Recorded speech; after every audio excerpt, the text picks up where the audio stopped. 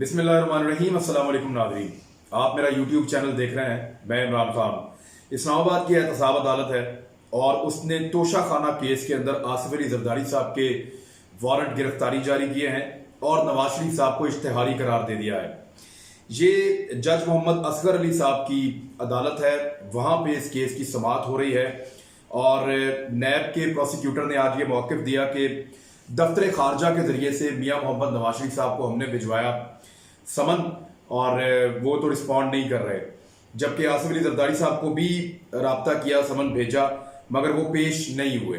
आसिफ अली जरदारी साहब के बिहाफ पे उनके वकील फारूक एच नाइक जो हैं वो वहाँ पे पेश हुए और उन्होंने कहा जी कोरोना के दिन है, आसिफ अली जरदारी साहब अगर आएंगे तो रश लग जाएगा, लोग बहुत ज़्यादा इकट्ठे हो जाएंगे और उनकी सेहत खराब हो सकती है और खतरा बढ़ेगा कोरोना का। तो उस पर नैब के जो प्रोसिक्यूटर हैं वहाँ पे सरदार मुजफ्फर, उन्होंने ये मौक़िफ़ अपनाया कि ये तो इंतजामिया का काम है कि वो रश को और लोगों को कंट्रोल करे, तो आसिफ अली जरदारी साहब को पेश होना चाहिए इस केस में। इस पे जो अदालत है उसने ये कहा कि क्रिमिनल केस है, पेश तो होना पड़ेगा और मियां नवाज शरीफ साहब का जो है उनका इश्तिहार जारी कर दिया है, वो इश्तिहारी होंगे और आसिफ अली जरदारी साहब के एक काबिल जमानत वारंट गिरफ्तारी जारी किए हैं, जबकि नैब ये चाहता था कि जरदारी साहब के जो वारंट जारी हों वो नाकाबिल जमानत उनके वारंट जारी किए जाएं। यूसुफ रजा गिलानी साहब को क्योंकि उनको कोरोना वायरस हो गया था और वो पॉजिटिव आ गए थे तो उसकी वजह से उनको इस्तिस्ना मिला, लेकिन उनको इस्तिस्ना मिला तो उनका वकील भी पेश नहीं हुआ। उसके ऊपर जो है वो प्रोसिक्यूटर ने अदालत में कहा, जो नैब के वकील हैं उन्होंने अदालत में कहा देखें जी उनको आपने इस्तिस्ना दिया यूसुफ रजा गिलानी को, तो उनका वकील भी पेश नहीं हुआ, लिहाजा यूसुफ रजा गिलानी साहब का इस्तिस्ना खत्म किया जाए और जरदारी साहब को भी गिरफ्तारी जो है उसके वारंट निकाले जाए और उनको भी यहाँ पे बुलवाया जाए। और मियाँ नवाज शरीफ साहब जो हैं उनके बारे में तो आज जो है वो यहाँ तक कहा गया कि दानिस्ता तौर पर वो अदालती कार्रवाई का हिस्सा नहीं बन रहे, यानी जानबूझकर मियाँ नवाज शरीफ साहब कोऑपरेट नहीं कर रहे। अब इनके ऊपर केस है क्या? पहले तो आप ये समझे कि तोशा खाना क्या चीज होती है। ये बड़ा इंटरेस्टिंग केस है और मैं आपको आसान तरीके से समझाता हूं। तोशा खाना एक ऐसा एरिया होता है हुकूमत का या एक ऐसा लॉकर होता है गवर्नमेंट ऑफ पाकिस्तान का जिसके अंदर आला तरीन जो शख्सियात हैं जो मुल्क से ताल्लुक रखती हैं उनको जो बैरून मुल्क से तहाइफ मिलते हैं, जो पब्लिक ऑफिस होल्डर्स हैं उनको जो बाहर के मुल्क से तहाइफ मिलते हैं, वो तोहफे और कीमती अशिया जो उनको बाहर से मिलती हैं, चाहे वो कोई रियासत की तरफ से दे रहे हों, सरबराह मुमलिकत दे रहे हों, कोई वहाँ के उमरा दे रहे हों, कोई वहाँ की बिजनेस कम्युनिटी दे रही हो, जो कुछ भी उनको तोहफे तहाइफ मिलते हैं वो लाकर इस लॉकर में तोशा खाना में जमा करवाए जाते हैं और ये हुकूमत पाकिस्तान की मलकियत होते हैं। अब होता क्या रहा है पाकिस्तान में और ये केस क्या है इसको आप समझिए। तोशा खाना के अंदर बहुत सारी चीजें लाकर जमा करवाई जाती थी।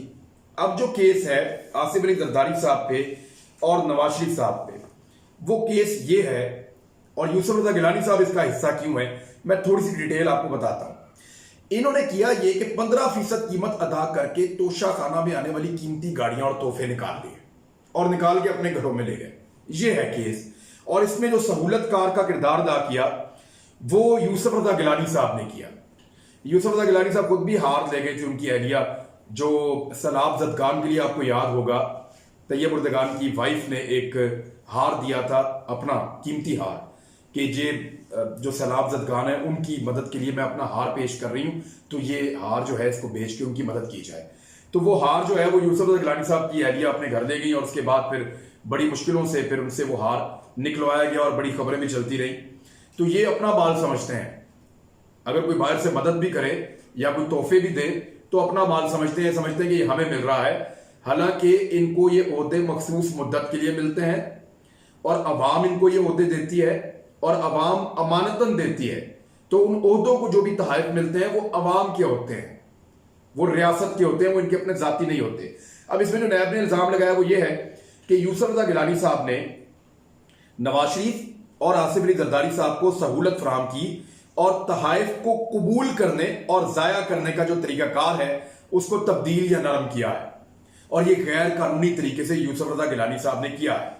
अब जरा आसिफ अली जरदारी साहब के तोहफे आप देखें कि सितंबर और अक्टूबर 2008 में यूएई से आर्मर्ड गाड़ियां जो हैं वो मंगवाई गई और दूसरे मुल्कों से भी आई और ये तोहफे के तौर पे मंगवाई गई या आई। अब ये बाद हुक्मरान ये भी करते हैं कि बाहर से इन्होंने कोई चीज ली, इनके पास तो पैसा जाहिर करने के लिए है नहीं, पैसा तो बेशुमार है इलीगल, तो वो उसको तोहफे के तौर पे लाके तोशाखाने में जमा करवाया और थोड़े से पैसे देके निकलवा लिया। ये करते हैं। BMW 750 आर्मर्ड गाड़ी 2005 model, Lexus jeep 2007 model armoured गाड़ी, BMW 760 आर्मर्ड गाड़ी 2008 मॉडल। और ये आर्मर्ड गाड़ियां मैं कह रहा हूं ये बम प्रूफ गाड़ियां हैं, बहुत कीमती तरीन गाड़ियां हैं दुनिया की, जो आसिफ अली जरदारी साहब ने हासिल की। नवाज शरीफ साहब के पास साल 2008 में कोई सरकारी ओहदा नहीं था। इसके बावजूद अप्रैल और दिसंबर के दरमियान में 2008 में उन्होंने उस वक्त के प्राइम मिनिस्टर यूसुफ रजा गिलानी को किसी किस्म का कोई लेटर या कानूनी खत लिखे बगैर उन्होंने किया कि अपने फायदे के लिए काबीना डिवीजन के तहत तरीकाकार में बेईमानी और गैर कानूनी तौर पर नरमी हासिल की। अब नवाज शरीफ साहब ने भी गाड़ी हासिल कर ली तोशाखाने से, यूसुफ रजा गिलानी साहब ने उनको भी सहूलत दी, जरदारी साहब को भी सहूलत दी। और इन गाड़ियों की कीमतें कौन दे रहा है, ये एक और बड़ा अहम सवाल है जो इस रेफरेंस के अंदर शामिल है। अब इस रेफरेंस में आके फंस गए हैं यूसुफ रजा गिलानी साहब, नवाज शरीफ साहब और जरदारी साहब। यानी ये तो इस कौम ने कभी नहीं सोचा था कि दो सियासी दुश्मन, जिनके बारे में इमरान खान साहब कहते हैं कि वो नूरा कुश्ती करते रहे आपस में, तो यहां साबित हो रही है कि जाती तौर पर सियासत में एक दूसरे के दुश्मन है, एक दूसरे को करप्ट कहते हैं, बेईमान कहते हैं, एक दूसरे को अली बाबा 40 चोर कहते हैं, एक दूसरे को सड़कों पे घसीटने के दावे करते हैं, एक दूसरे को ये कहते हैं कि ये तो मोदी का दोस्त है, मोदी का यार है। यानी ये सारे पॉलिटिकल नारे हैं और एक ही केस है नैब का करप्शन का, उसमें दोनों इकट्ठे हो गए, नवाज शरीफ साहब और जरदारी साहब, और गिलानी साहब इनके सहूलतकार हैं जो दोनों को बड़े अजीज थे, दोनों के एक वक्त में मुश्तरका वजीर आजम भी थे पाकिस्तान के। अच्छा, ये जो गाड़ियों के पैसे हैं ये करोड़ों रुपए में अदा किए हैं अनवर मजीद साहब ने और अब्दुल गनी मजीद ने।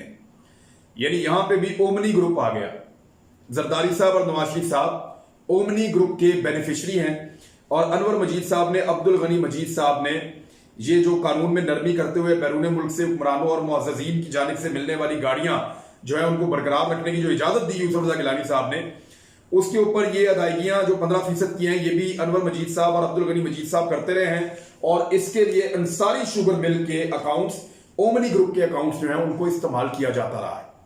अच्छा, वैसे माजी में मैं आपको बताऊं सिर्फ एक सदर ऐसा रहा है पाकिस्तान का जिसने कोई तोहफा कबूल नहीं किया। वो तमाम सरकारी तोहफे सरकार को दे गए कि मैं इस ओहदे पे था, उन्होंने मुझे नहीं दिए, उन्होंने इस ओहदे को दिए थे और ये ओहदा अवाम की अमानत था, तो ये मैं छोड़कर जा रहा हूं। तो सदर अयूब साहब वो हुक्मरान थे जिन्होंने कोई तोहफा कबूल नहीं किया था। बाकी सारे हुक्मरानों ने बहुत थोड़े थोड़े तोहफे कबूल किए हैं, ज्यादा जो है वो ये इन्होंने किए। आसिफ अली जरदारी साहब ने, नवाज शरीफ साहब ने, बेनजीर भुट्टो साहिबा ने, फिर ये इसमें यूसुफ रजा गिलानी साहब ने, परवेज मुशर्रफ साहब ने भी कुछ किए और चौधरी शुजात हुसैन साहब ने, इन लोगों ने बहुत तोहफे कबूल किए हैं और ना सिर्फ कबूल किए हैं बल्कि उनको बहुत कम पैसे देकर अपना माल समझ के। लेकिन इनको तोहफे मिलते किस किस्म के हैं?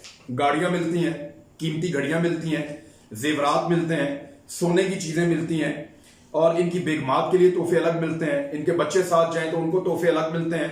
तो इनको बहुत सारे तोहफे वहां पे बैरून मुल्क में लोग, बिजनेस कम्युनिटीज, वहां के हुक्मरान और अरब ममालिक के जो हुक्मरान है वो तो बहुत ज्यादा तोहफे देने में मशहूर हैं, तो वो बहुत सारे तोहफे देते हैं। रोलेक्स की घड़ियां देते हैं, वो उनकी कई लाख, 40 लाख, 50 लाख, 60 लाख उन घड़ियों की कीमत होती है। तो वो सारे तोहफे आते हैं तोशाखाना में और वहां से ही अपने घरों को ले जाते हैं और कई तोहफे तो तोशाखाना को बताया भी नहीं जाता। तो अब केस बड़ा क्लियर हो गया है कि नवाज शरीफ साहब ने भी फायदा उठाया, जरदारी साहब ने भी फायदा उठाया और फायदा देने वाले यूसुफ रजा गिलानी साहब थे। और वो जो पेमेंटें जमा करवाई वो भी एक ऐसे मुतनाज़े ओमनी ग्रुप ने कराई जिसके ऊपर अपने अलग केसेस चल रहे हैं। तो ओमनी ग्रुप के साथ एक दफा फिर इन सियासतदानों का गठजोड़ भी साबित हुआ और ओमनी ग्रुप के साथ इनका आपस में नेक्सस भी साबित हुआ। और दूसरा, ये एक और 2 नंबरी पकड़ी गई और रेफरेंसेस का दायर हो चुका है पहले और बार बार टाइम दिया जाता है। तो अब टाइम इस तरह दिया गया है कि आसिफ अली जरदारी साहब इसमें वारंट गिरफ्तारी उनके निकल चुके हैं, लेकिन उनके पास जमानत करवाने का भी इस वक्त मौका मौजूद है। जबकि मियां नवाज शरीफ साहब जो है वो इश्तिहारी करार दिए जा चुके हैं और यूसुफ रजा गिलानी साहब को भी अगली पेशी पे आना पड़ेगा। ये 17 अगस्त तक के लिए केस मुलतवी कर दिया गया। ये सहूलत जज साहब ने दी है कि जी हम लंबी डेट दे देते हैं ताकि ये कोरोना का मामला और ये सारी चीजें हैंडल हो जाएं और जरदारी साहब लंबी डेट के बाद पेश हो जाए। वैसे मुझे जाती तौर पे ऐसा महसूस होता है कि पाकिस्तान के आम आदमी को क्या इतनी सहूलत मिलती है? क्या वो भी ऐसे ही अपने वकील के जरिए से या जाती तौर पे पेश होकर लंबी लंबी तारीखें ले सकता है इस बात से कि कोरोना का वायरस है, मैं घर से बाहर नहीं निकलना चाहता? तो पाकिस्तान में जो पॉलिटिकल एलीट है उसको बहुत सारी सहूलतें मुयस्सर हैं, हम माने या ना माने। ये सिस्टम आज भी उनके आगे दबा हुआ है, झुका हुआ है, और बड़ा मुश्किल है कि यहां पे इंसाफ हो। लेकिन इसके बावजूद ये तोशाखाना का एक केस है, ये हमारे सामने मौजूद है। एक मिसाल मैं आपको और देता हूं। सैयद मुनव्वर हसन साहब, पिछले दिनों उनका इंतकाल हो गया। उनकी बेटी की शादी थी, लोग धड़ाधड़ तोहफे दे रहे थे और इतने तहाइफ जमा हो गए उस शादी के ऊपर, और सब देख रहे थे जमात इस्लामी वाले कि मुनव्वर हसन साहब जो हैं वो बड़ी खुशदिली के साथ तोहफे कबूल करते जा रहे थे।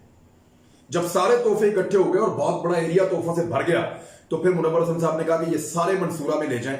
ये तोहफे उन्होंने जमात इस्लामी के अमीर को उसके ओहदे की वजह से दिए हैं। ये तोहफे मेरे ओहदे को मिले हैं, मेरी जात को नहीं मिले। तो ये तोहफे आप मंसूरा में ले जाएं, जाके वहां पे माल खाने में जमा करवा दें, इनका मेरे साथ कोई ताल्लुक नहीं है। तो ऐसे ईमानदार लोगों की मिसालें भी यहां पे मौजूद हैं, लेकिन इन लोगों की हम कदर नहीं करते नॉर्मली। और इस तरह के लोगों की हम कदर करते हैं उनकी जिन्होंने हमें चूना लगाया हो, और इसीलिए वो बार बार हमें चूना लगाते हैं और हम चूना लगवाते भी रहते हैं। ये फैक्ट से मैंने आपके सामने रख दिया। अब आपको यकीनन समझ आ गया होगा कि तोशाखाना क्या है। ये तोशाखाना मेरा है, आपका है, इस कौम का है। जो तोहफे बाहर से हुक्मरान और लोग देते हैं वो इस रियासत की वजह से देते हैं, इन ओहदों की वजह से देते हैं, और ये ओहदे हमारी अमानत है इन हुक्मरानों के पास। ये इनके बाप का माल नहीं है कि अपने घर ले जाएंगे। लफ्ज सख्त हैं लेकिन सच है। इन केसेस को तेजी से आगे बढ़ाना चाहिए ताकि आने वाले हुक्मरानों के लिए और आइंदा जितने भी हुक्मरान हो उन सब के लिए ये मिसाल बने और वो लूट मार करने से बाज आए। अब तक के लिए इतना ही। अपना ख्याल रखिएगा। अल्लाह हाफिज।